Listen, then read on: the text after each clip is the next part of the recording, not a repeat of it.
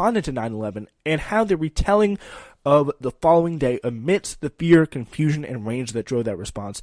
This is Paul Blessing and writing here.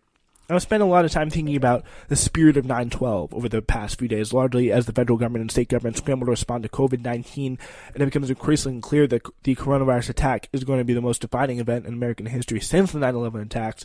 My girlfriend and I are holed up in our one-bedroom apartment in Raleigh, North Carolina, which hasn't yet followed New York and Illinois and California in essentially shutting down life as we know it. For at least the next 2 or 3 weeks, it seems likely that our state will follow, he says, for the next few months. It's hard to turn away from what's happening in Italy and not think about the high likelihood that we are next, especially considering how pervasive coronavirus is in assisted living facilities throughout the country right now. It does not feel like the day after 9/11, either in the sense of how America actually responded or how Americans like to believe America responded.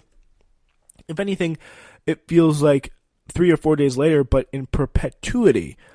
There's no now what anymore. There is only a question of what's next, and the dependency of knowing, despondency, of knowing that we won't get an answer for that question for weeks or months or possibly even in a year. This guy, Paul Bless, he's going to be turning 30 in April, so happy birthday, Paul. The politics of my entire adolescence were dominated by war and recession. The politics of my entire adulthood have been dominated by war and rampant inequality, and now another recession, even in the best-case scenario.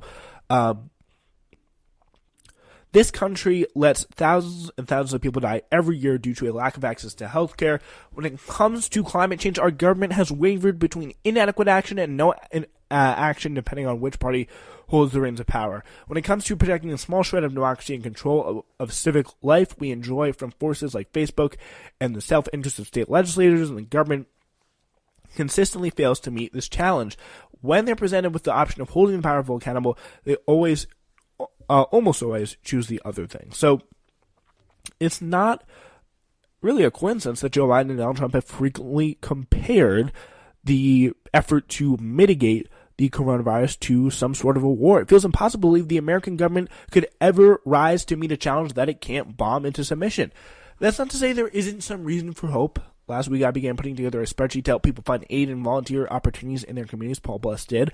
So you can check out his article on discourse.blog if you're interested in that. But in just a week, it's grown to hundreds of links, largely driven by an explosion of mutual aid groups all over the U.S. and Canada. At a time where we are being forced to isolate from each other more than ever, it's been heartening for me to realize that a lot of communities are coming together organically in a shared sense of solidarity. I've been comforted by the fact that grocery and healthcare workers seem to be inspiring a level of public appreciation that's usually only reserved for soldiers. One the community shouldn't forget when their workers fight for better conditions. How about that?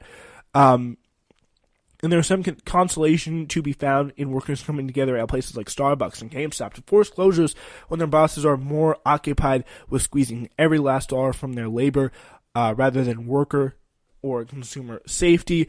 The coronavirus is not a terrorist attack. It's not an international strike that against American empire and hegemony. It's got no rhyme or reason, mattering individuals and families and communities one by one.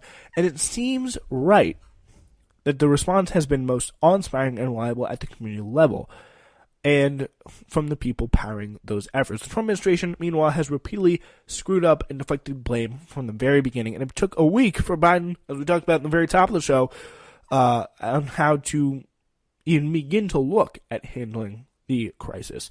These precious few reasons for optimism, of course, provide the same level of security as lawn chairs in a hurricane. But as the crisis deepens, falling back on each other is our only concrete option at this point.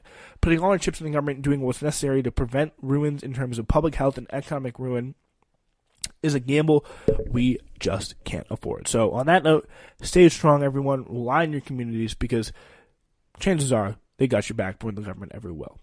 Have a great rest of your week, and we will be back soon with more Newsflash.